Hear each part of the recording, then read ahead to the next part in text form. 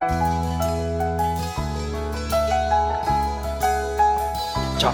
그러면 이제 여기까지 우리가 이제 공부도 했고 일도 찾았고 집도 장만했습니다.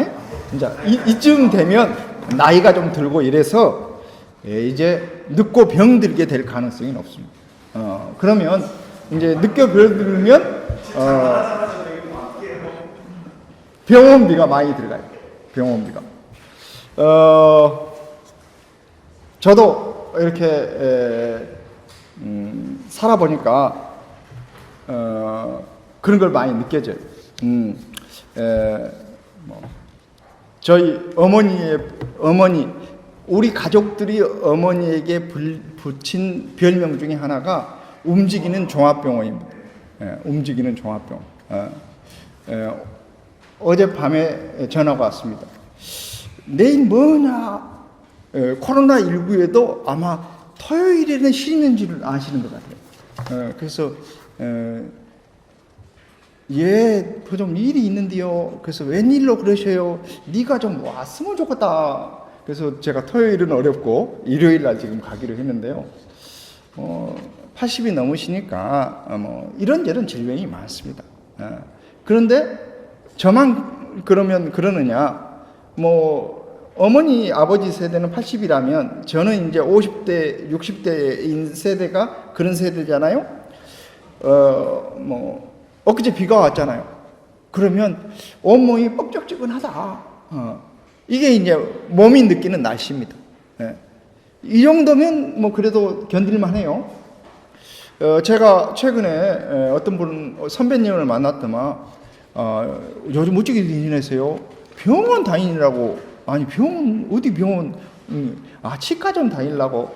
그리고 치과 뭐 하시는데요? 아니 지금 공사를 하고 있단게. 치과에 가서 임플란트 공사 한 2개 한다. 비용이 얼마나? 비용이 많이 들어가요. 그 다음에 진짜 귀찮잖아요. 계속 와라 그러니까. 그런데 이런 것들이 굉장히 많아요. 굉장히. 자, 그래서 저는 이제 여러분들이 어떻게 이런 의료비가 필요로 하는 상황을 극복할 것인가 하는 건데, 우선 경제적으로 어려운 사람들에게는 저는 의료급여나 의료비 지원이나 긴급복지에서 의료비 지원이나 그 다음에 건강보험에서 요양급여, 그리고 노인 장기 요양보험에서는 재가급여나 시설급여를 안내하는 것이 굉장히 중요하다는 것을 강조하고 싶습니다. 자, 특히 제가 다음 시간에도 긴급복지를 강조할 때 한 번 더 강조하겠습니다만, 가난한 사람들에게 의료비는 목돈이에요. 대체로 생계에 필요한 비용들은 그냥 몇십만 원이면 해결할 수 있는 것들이 많은데, 의료비의 경우는 몇백만 원의 경우가 적지 않습니다. 그래서 의료 지원이 있다는 것을 널리 알려줄 필요가 있다. 의료 지원. 자, 의료 지원은 얼마까지 해줍니까? 긴급복지에서 의료 지원 300만 원까지 해줍니다. 300만 원까지. 자, 그러면 300만 원 그러면 사람들이 애매해요. 그런데 주로 이게 입원비이기 때문에 입원비는 본인 부담금이 20%입니다. 그러니까 300만 원을 지원해 준다는 것은 1,500만 원의 진료비를 지원해 준다는 뜻입니다.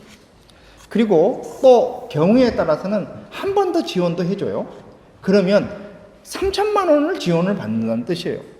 그러면 큰 질병에 걸리지 않는 사람 치고 사실 3,000만 원 진료비 나온 사람은 거의 없습니다.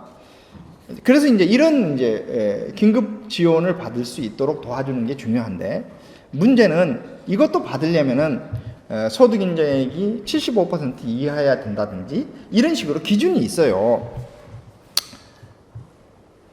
자, 그러면 어떻게 해야 되느냐?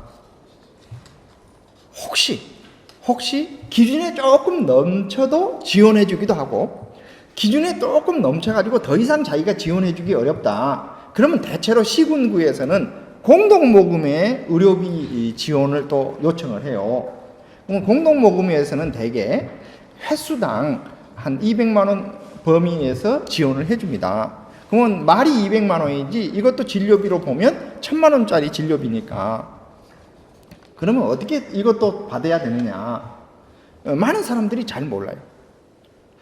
제일 좋은 방법은 자기가 입원하고 있는 병원, 환자가 입원하고 있는 병원에 업무과에 가서 상담을 하거나 큰 병원의 경우에는 다 사회복지사들이 있기 때문에 의료사회복지사랑 상의를 해서 살짝 배째라식으로 상담을 하는 수밖에 없습니다.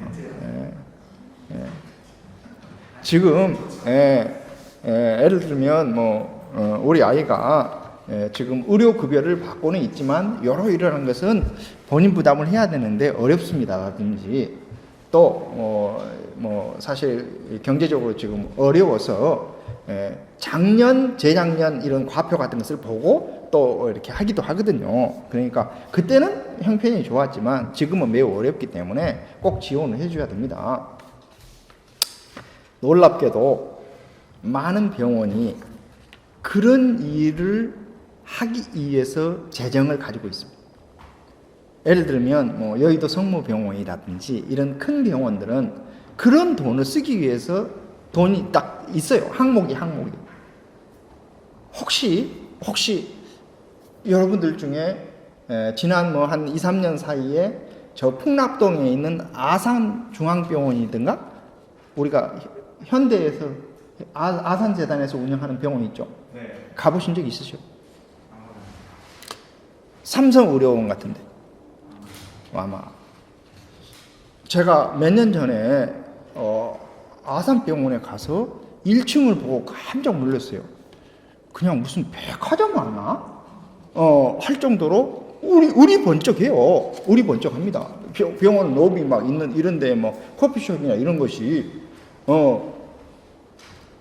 이제 사회복지사를 찾아야 되잖아요. 이런 병원에 가면 그럼 사회복지사가 어디 있냐고 물어보면 됩니다. 대개 이제 이런 병원에 가면 사회복지사 방은 어디가 있느냐? 업무과 바로 옆방이 사회복지사 방입니다. 여러분들이 좀 아셔야 돼요.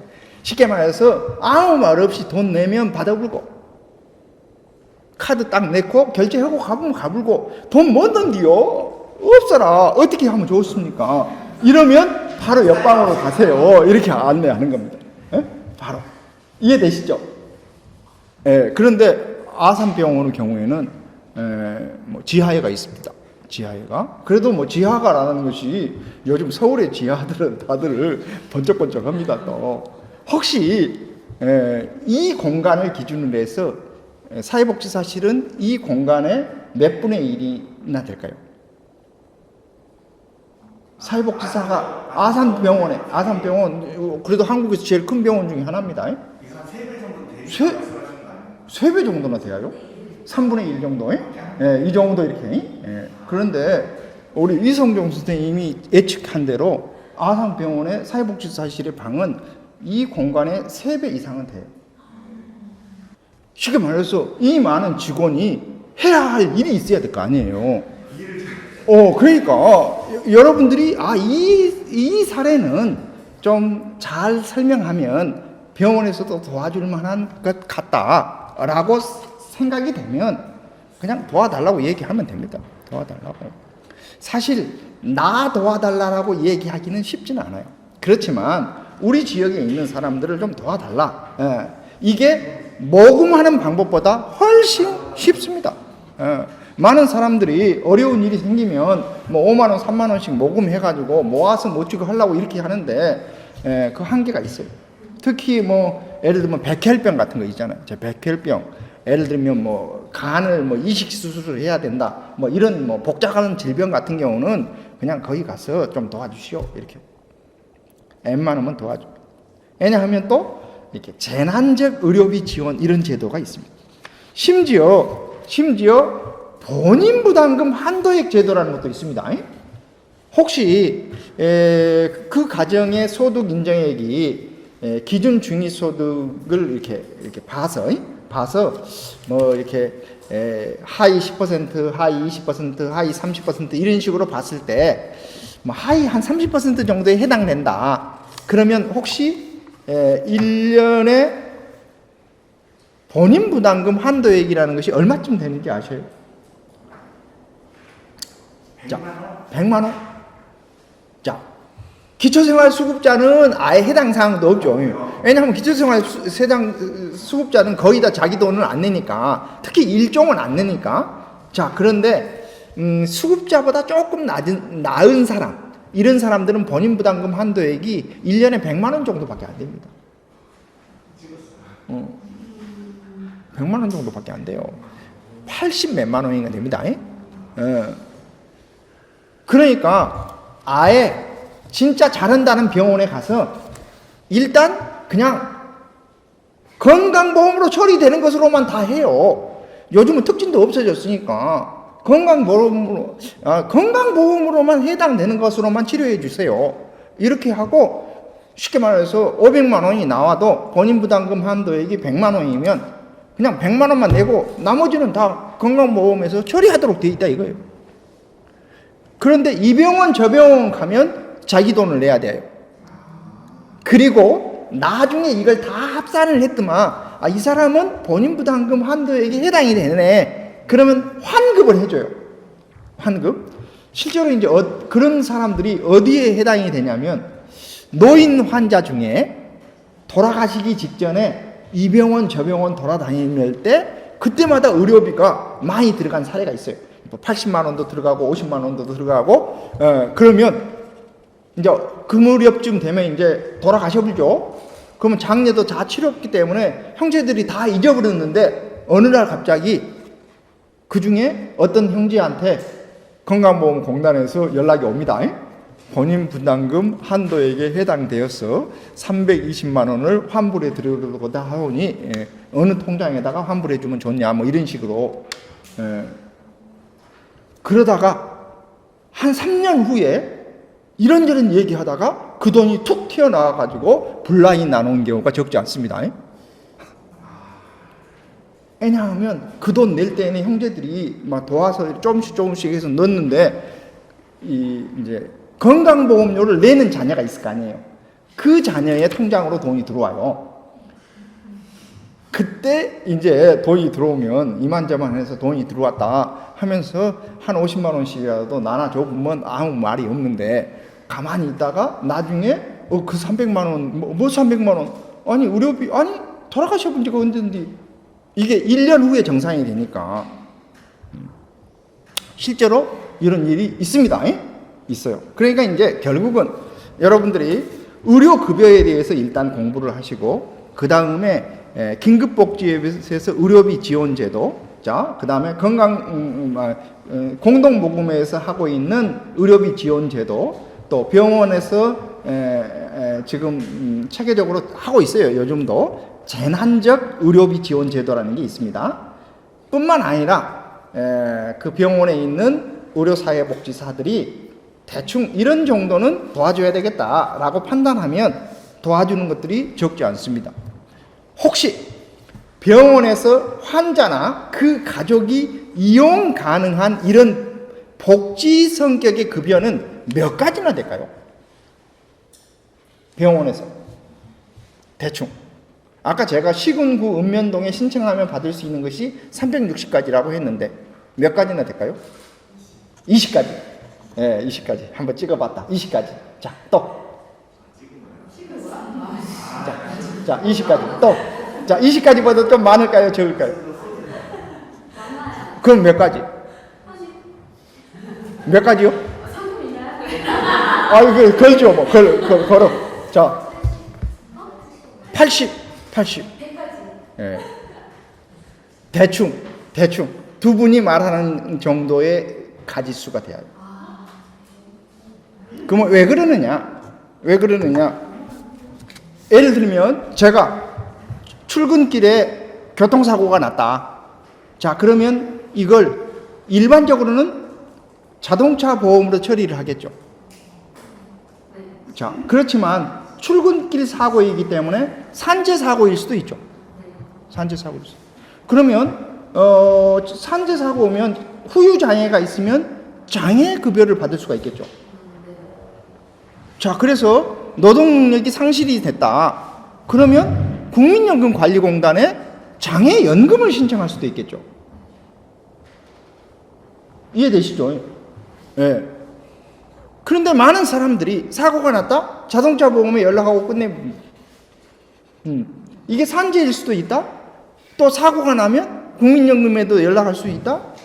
심지어 현재 국민연금을 안 찾아간 사람들이 너무 많습니다. 그나마 국민연금은 좀 찾아가는데 개인연금 안 찾아가는 사람이 너무 많습니다.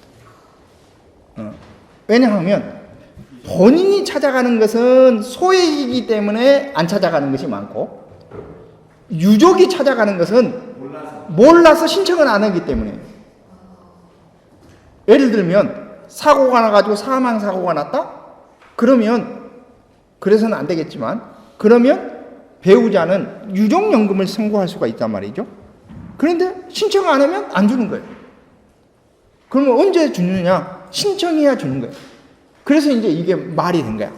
어떻게 신청 안 했다고 안 주느냐 해서 신청하면 이제 이렇게 채권의 유효기간 범위 내에서, 과거에는 3년, 지금은 제가 알기로 5년까지로 알고 있습니다만, 그 범위 안에서 주는 거예요. 그러면 한 7년쯤 되었다. 그러면 2년분은 날아가는 거죠. 자, 이처럼 이제 우리가 보기에는 사고, 질병 이런 것은 그냥 병원에서 알아서 해줄 것이라고 생각하기 쉬운데, 치료야 병원에서 해줄지 모르지만 그것과 관련된 많은 내용들은 여러분들이 알고 계셔야 되고, 특히 사회복지사는 다양한 경우를 알고 있어서 요럴 때에는 긴급복지가 좋고, 요럴 때에는 공동보험에 신청하고, 이럴 때에는 병원 업무과에 가서 떼쓰면 되고, 이런 식으로 이제 방법들을 좀 알고 있어야 돼요. 저는 더 좋은 방법을 알고 있습니다. 대학 교수의 장점은 제자들이 많다는 것. 그래서 곳곳에 그런 제자들이 있습니다.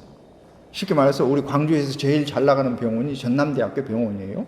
그러면 전남대학교 병원이 여러 개가 있는데 그 중에 대표적인 병원이 광주에 있는 병원과 화순에 있는 병원이에요.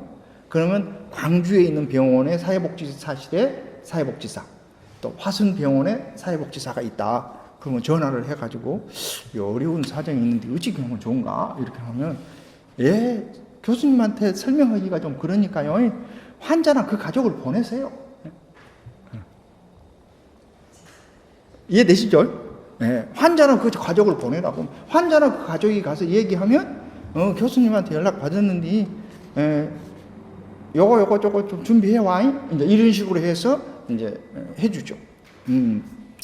제가 이렇게 한국 사회는 아직도 지식을 주고 뭐 정보를 주고 이런 것보다 제일 좋은 것이 사람을 짬매주는 거예요. 사람을 연결시켜주는 거예요. 짬매준다는 말이 너무 알고 있죠? 사람을 잘 연결을 시켜주면 이제 그 사람이 가지고 있는 정보들이 많아요. 실제로 어떤 정보가 많냐?